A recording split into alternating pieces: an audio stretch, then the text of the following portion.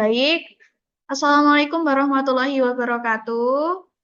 Waalaikumsalam warahmatullahi wabarakatuh. Selamat pagi anak-anak. Selamat Selamat pagi, pagi, Bu. Bu. Nah, sebelum kita memulai pembelajaran pada pagi hari ini, marilah kita berdoa bersama-sama. Silakan untuk ketua kelas memimpin doa ya. Baik, Ibu. Teman-teman, sebelum kita memulai eh, pembelajaran hari ini, marilah kita berdoa menurut agama dan keyakinan masing-masing. Berdoa dimulai. Doa selesai. Anak-anak, sebelum kita mulai, kita menyanyikan lagu Indonesia Raya terlebih dahulu ya. Coba sekarang Ibu share dulu. Sebentar.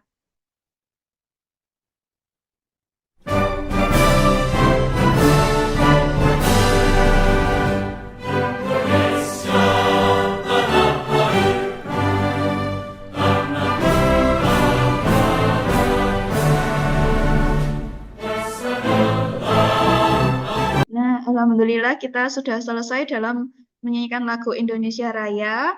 Eh, Coba sebelumnya Ibu absen terlebih dahulu ya. Adakah hari ini yang tidak masuk? Tidak ada, Bu. Nihil, Bu. Tidak ada, Bu. Semua masuk. Ya, bagus sekali kalau semuanya masuk. Ini tapi Bu Lutfi juga mengirimkan absensi di chat room. Nanti kalian isi juga ya. Baik, Ibu. Nah, kalau sudah, coba bagaimana kabarnya hari ini? Alhamdulillah baik, Bu. Alhamdulillah baik, Bu. Alhamdulillah kalau baik semua. Bagaimana perasaannya hari ini? Siap untuk belajar? Nah, Bu, semangat sekali. Alhamdulillah Kami semangat, Bu. Oh ya, siap belajar. sudah siap untuk belajar ya, bagus sekali. Coba sekarang Ibu cek kalau misalnya kalian sudah siap untuk belajar. Ada yang masih ingat kita kemarin belajar apa?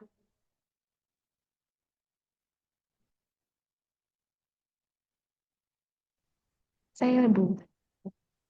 Oh iya, Ya. coba. Laju reaksi Iya, betul, merupakan laju reaksi. laju berkurangnya konsentrasi pereaksi, lalu bertambahnya konsentrasi hasil reaksinya setiap satuan waktu. Iya, betul sekali ya, apa yang sudah dijelaskan oleh dengan konsep laju reaksi. Nah, ini coba sebentar.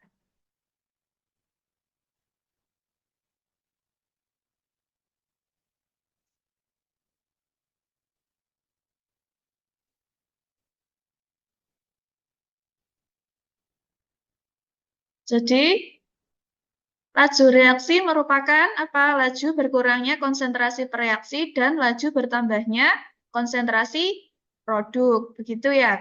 Nah, dari apa yang sudah dijelaskan oleh Lia tadi, adakah yang masih ingat bagaimana persamaan laju jika Ibu mempunyai persamaan reaksi, misalnya yaitu magnesium direaksikan dengan HCl, terus kemudian menghasilkan MgCl2 dan gas hidrogen. Kira-kira persamaan lajunya bagaimana?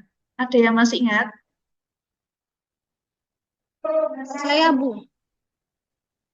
Ya, coba Nisa. Sepertinya jawabannya itu persamaan lajunya sama dengan min delta konsentrasi Mg per delta T sama dengan minus setengah delta konsentrasi Mg per delta T sama dengan plus delta konsentrasi MgCl2 per delta T dan sama seperti hasilnya plus delta konsentrasi gas hidrogen per delta T.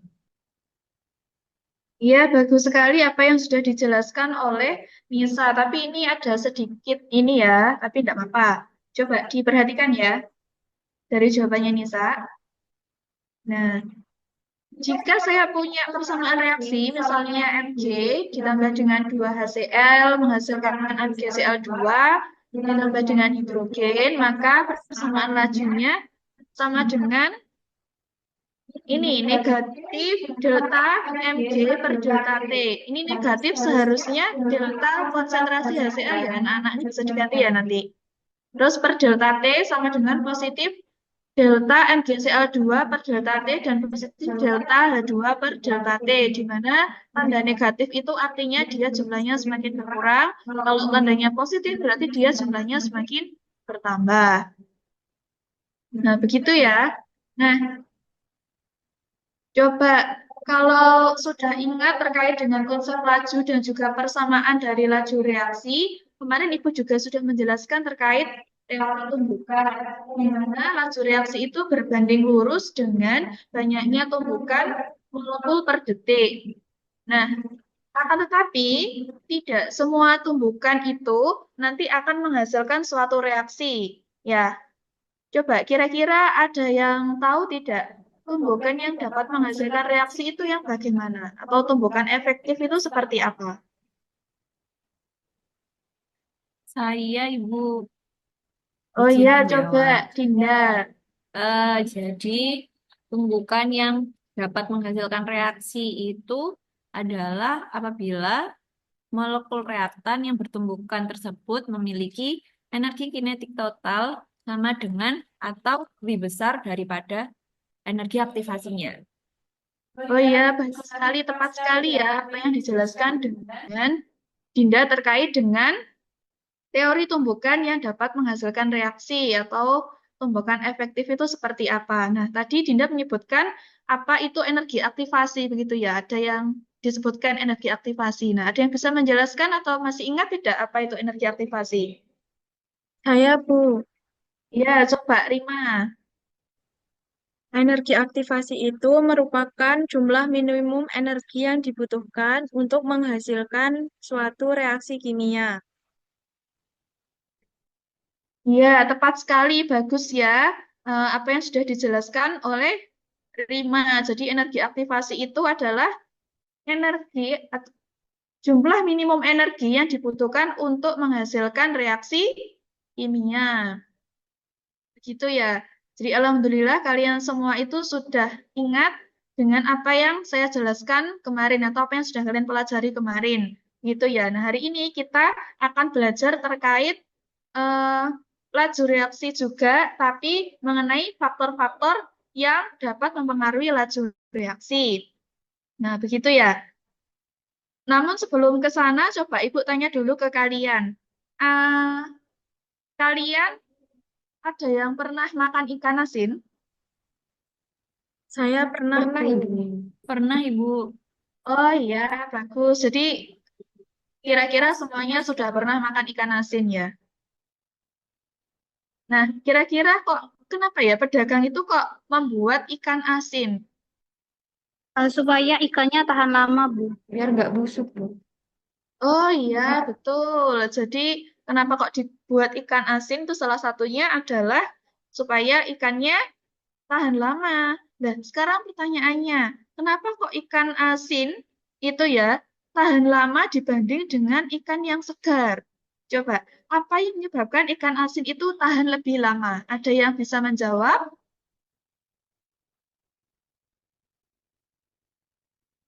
Nah, kalian masih bingung ya?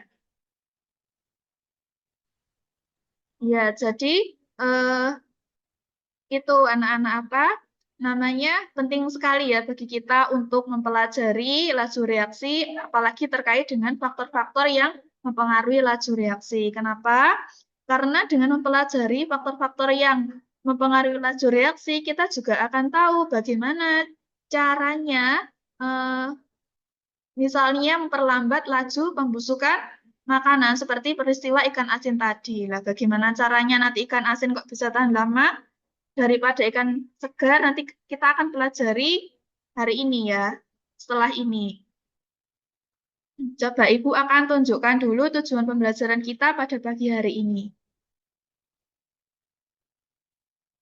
Nah, ini kita belajar tentang faktor-faktor yang mempengaruhi laju reaksi. Nah, hari ini kita belajarnya terkait dengan konsentrasi ya, faktor konsentrasi. Nah, tujuan pembelajarannya yaitu nanti kalian dapat menjelaskan pengaruh faktor konsentrasi terhadap laju reaksi melalui data percobaan yang diberikan. Begitu ya. Terus kemudian coba Ibu punya satu fenomena, ini tadi terkait dengan pertanyaan yang Ibu tanyakan ke kalian tadi. Coba diperhatikan ya. Nah, kira-kira ini gambar apa? Ikan asin, Bu. Iya, ikan asin tadi. Nah,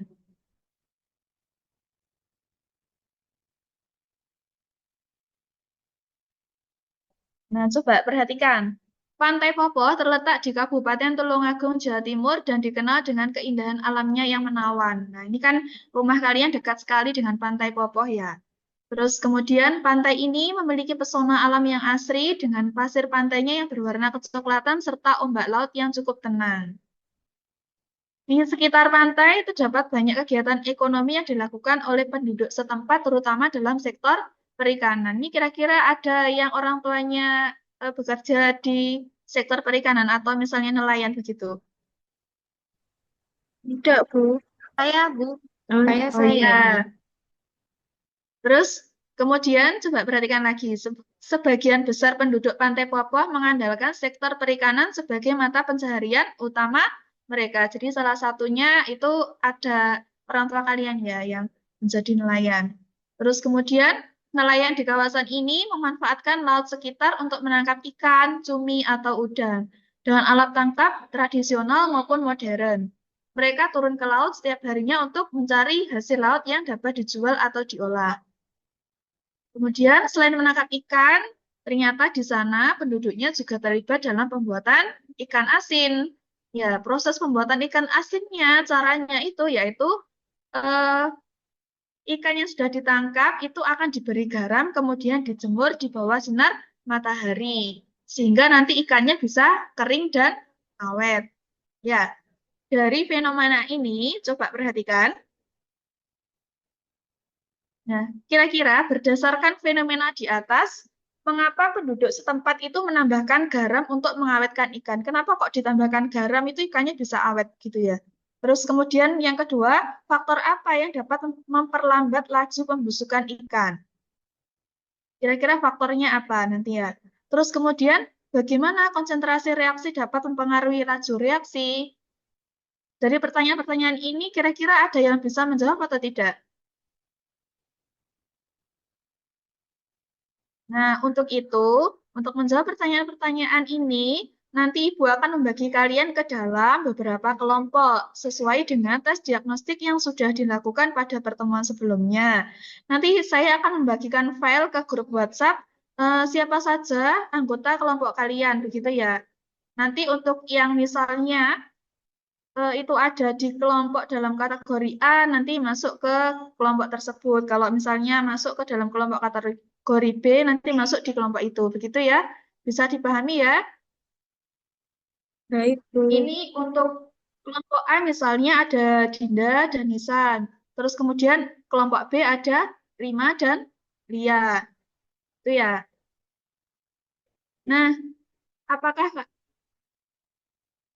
ini ya, sebentar, apakah sudah diunduh filenya? Sudah tahu semua kelompoknya? Sudah, Bu. Ibu.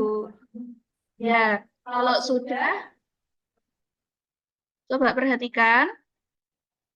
Nah, kalau kalian sudah tahu siapa saja anggota kelompoknya, di sini Ibu punya barcode untuk LKPD A dan LKPD B.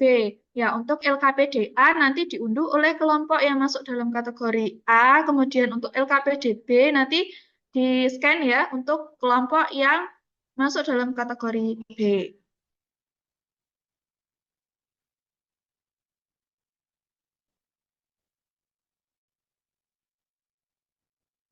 Sudah di-scan barcode-nya?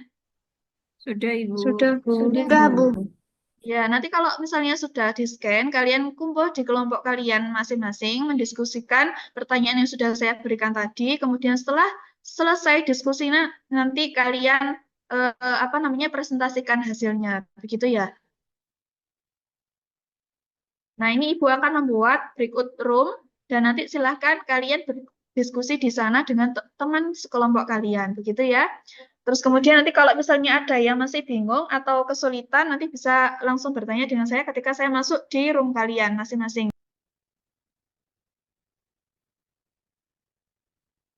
Baik anak-anak, ini untuk kelompok dalam kategori A ya, kelompoknya Dinda sama Nisa. Benar, Bu. Ya, coba dari kelompok ini adakah kesulitan atau mungkin ada yang perlu ditanyakan kepada saya? Belum ada, Ibu. Oh ya, baik kalau belum ada. Oh itu nanti gini ya nak, di LKPD-nya kalian itu di situ ada bahan ajar dan juga video dalam bentuk link ya. Di situ nanti kalian bisa lihat di situ untuk menggali informasi ya terkait pertanyaan-pertanyaan yang sudah diberikan ya. Tadi kan pertanyaannya saya tuangkan juga di LKPD-nya. Gitu ya, bisa dipahami? Bisa, Ibu. Baik, Bu. Baik, Bu.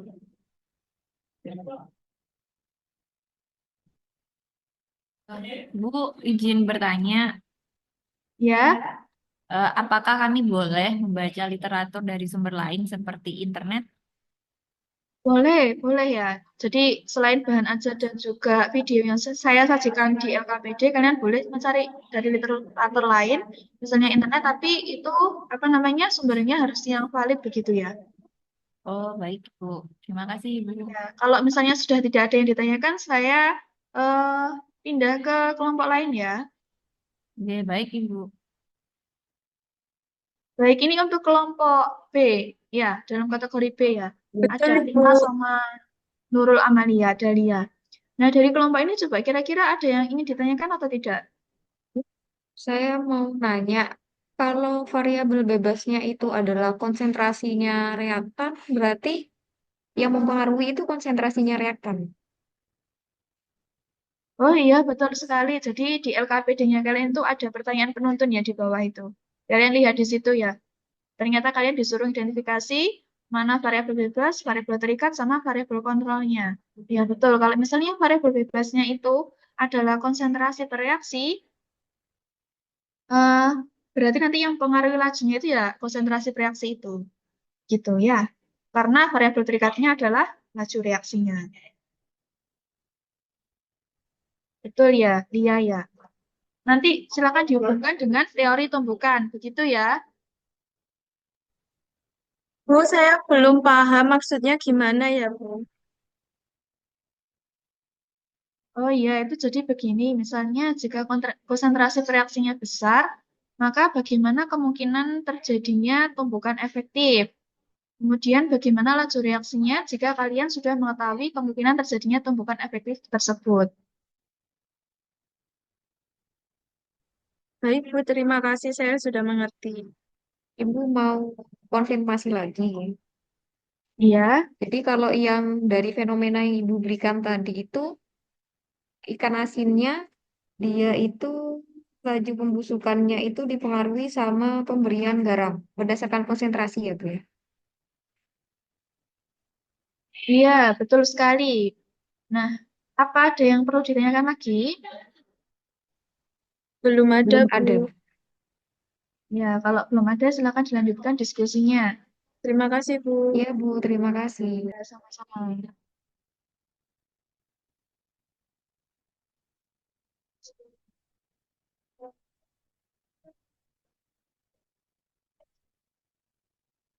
Nah, anak-anak coba semuanya sudah berkumpul di ini ya. Ada, Sudah Ibu. kembali semua. Nah, baik karena tadi waktu diskusinya sudah habis, jadi kalian bisa mempresentasikan hasil diskusinya dari kelompoknya masing-masing. Ya, ada yang ingin presentasi terlebih dahulu? Apa kelompok kami boleh mempresentasikan hasil diskusi kami, Bu? Iya, boleh. Silakan untuk kelompoknya Lia. Iya,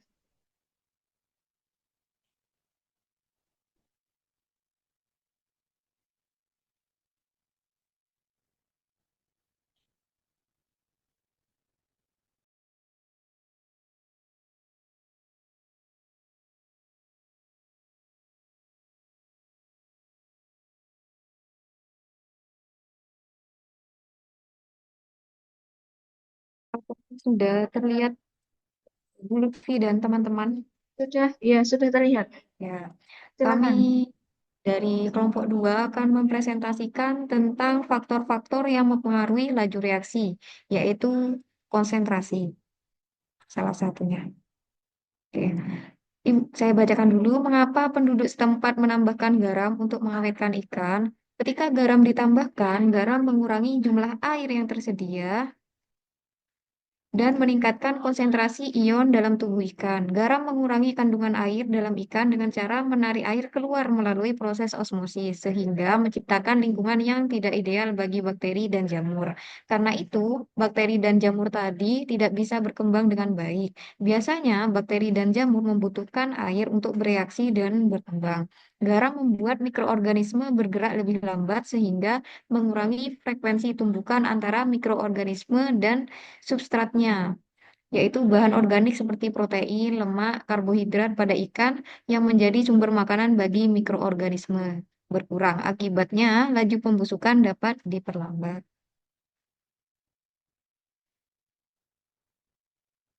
Faktor yang memperlambat laju reaksi pembusukan pada ikan itu eh, adalah konsentrasi ion dalam tubuh ikan yang semakin tinggi karena diberikan garam atau penambahan garam. Bagaimana konsentrasi pereaksi dapat mempengaruhi laju reaksi? Semakin besar konsentrasi pereaksinya, maka semakin besar pula jumlah partikel pereaksi dalam satuan volume tertentu. Hal ini akan memperbesar terjadinya tumbukan antar molekul pereaksi sehingga peluang terjadinya tumbukan efektif akan semakin besar pula dan laju reaksinya juga semakin cepat. Nah, di sini ada contoh pengaruh konsentrasi terhadap laju reaksi, di mana ada 10 mili HCl 0,1 molar dan ada 10 mili HCl 5 molar, yaitu lebih besar. Diberikan Mg yang gramnya sama, yaitu 2 gram.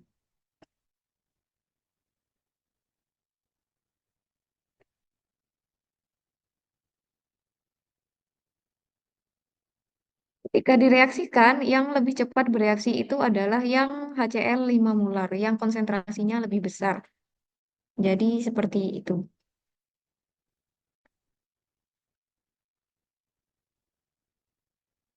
Sekian presentasi dari kelompok 2. Mungkin ada tanggapan dari teman-teman atau Bu Lutfi.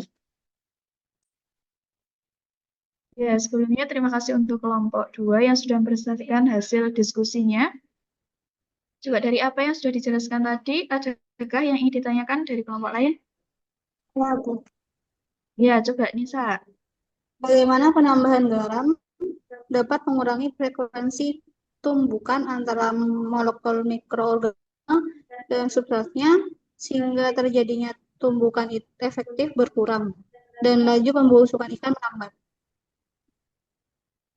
Ya, bagus sekali ya pertanyaan dari Nisa. Coba kelompok 2 dijelaskan. Izin menanggapi pertanyaan dari Nisa. Ketika ditambahkan garam pada ikan, maka garam bekerja dengan cara menarik air dari mikroorganisme yang ada pada ikan. Proses ini yang disebut osmosis yang membuat mikroorganisme kehilangan air dan menjadi kering. Karena itu, mikroorganisme tidak bisa berkembang dengan baik.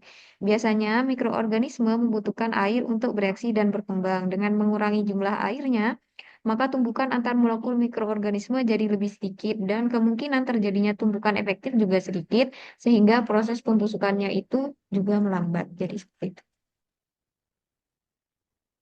Ya, bagus sekali ya apa yang sudah dijelaskan oleh kelompok 2 dan juga pertanyaan yang diajukan oleh kalian semuanya.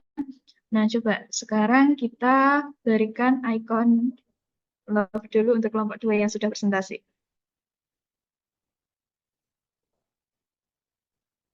Yeay.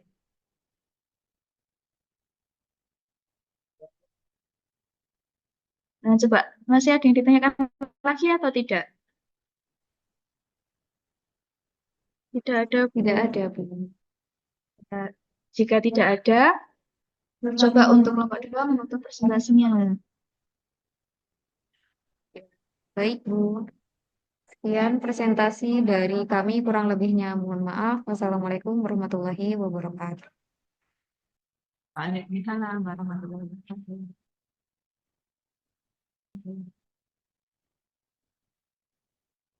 Jadi, dari fenomena yang sudah saya berikan di awal tadi terkait bagaimana penduduk pantai Bropo itu mengawetkan ikan dengan cara memberikan garam, ya. Terus kemudian kalian juga sudah selesai untuk diskusinya. Kira-kira ada yang bisa menyimpulkan pembelajaran hari ini atau tidak? Saya, Bu. Iya, silakan. Terima. Jadi, Bu, kesimpulan untuk pembelajaran kita hari ini itu semakin besar konsentrasi bereaksi, maka semakin besar pula jumlah partikel bereaksi dalam satuan volume tertentu. Hal ini akan memperbesar terjadinya tumbukan antar molekul bereaksi atau yang sering kita sebut reaktan. Sehingga peluang terjadinya tumbukan efektif akan semakin besar pula dan laju reaksinya juga semakin cepat. Ya, betul sekali ya. Apa yang sudah disampaikan oleh Rima. Ada yang bisa menambahkan lagi? Saya Ibu, saya ingin menambahkan dari yang kita pelajari hari ini. Berdasarkan fenomena yang Ibu berikan tadi, dapat ditarik kesimpulan bahwa penambahan garam pada ikan bisa membuat ikan lebih awet dan memperlambat pembusukannya.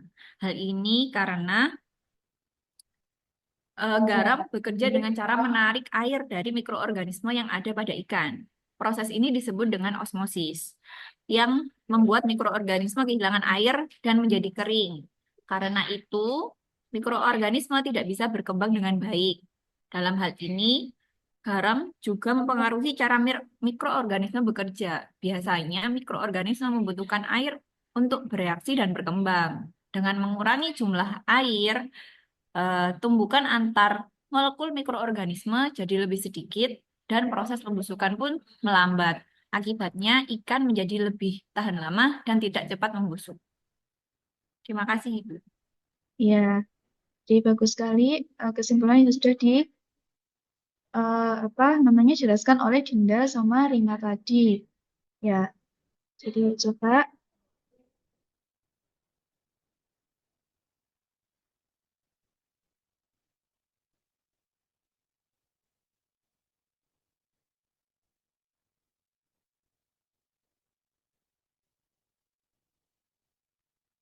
nah, ini ya, di kesimpulannya bahwa pengaruh faktor konsentrasi reaksi terhadap laju reaksi itu di mana semakin besar konsentrasi reaksi, maka semakin besar pula jumlah partikel reaksi itu dalam satuan volume tertentu.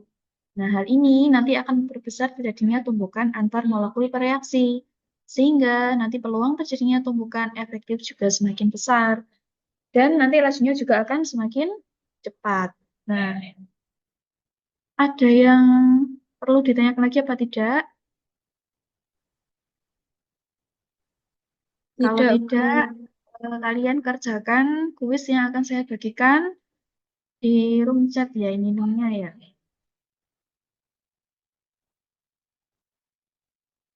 Ibu beri waktu 10 menit untuk mengerjakan kuisnya, begitu ya.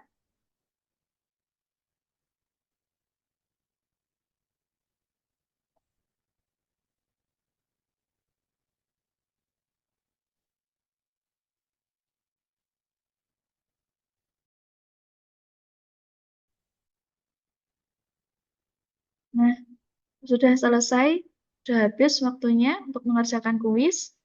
Nah, nanti jangan lupa juga untuk mengisi self-assessment dan juga peer assessment yang saya bagikan melalui grup WhatsApp ya. Nanti jangan lupa diisi ya. Nih, saya kirimkan ke kalian. Baik, Ibu. Nah, kemudian tolong nanti dipelajari juga faktor-faktor yang mempengaruhi laju reaksi yang lainnya. Tadi kan sudah konsentrasi, berarti nanti pertemuan depan itu kita belajar faktor yang lain, yaitu luas permukaan, terus kemudian ada eh, apa itu namanya, katalis, ya. Terus kemudian kalian buat ringkasan, ya. Terus kemudian dicatat di buku tulisnya kalian masing-masing. Baik, Ibu. Ibu. Baik, sebelum kita mengakhiri pembelajaran pada pagi hari ini, coba untuk kepala kelas memimpin doa ya. Kita berdoa bersama-sama terlebih dahulu. Baik, teman-teman, Untuk mengakhiri pembelajaran hari ini, marilah kita berdoa menurut agama dan keyakinan masing-masing. Semoga yang kita pelajari hari ini bermanfaat. Amin. Berdoa dimulai.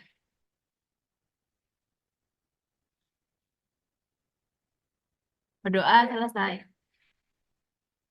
Ya, terima kasih.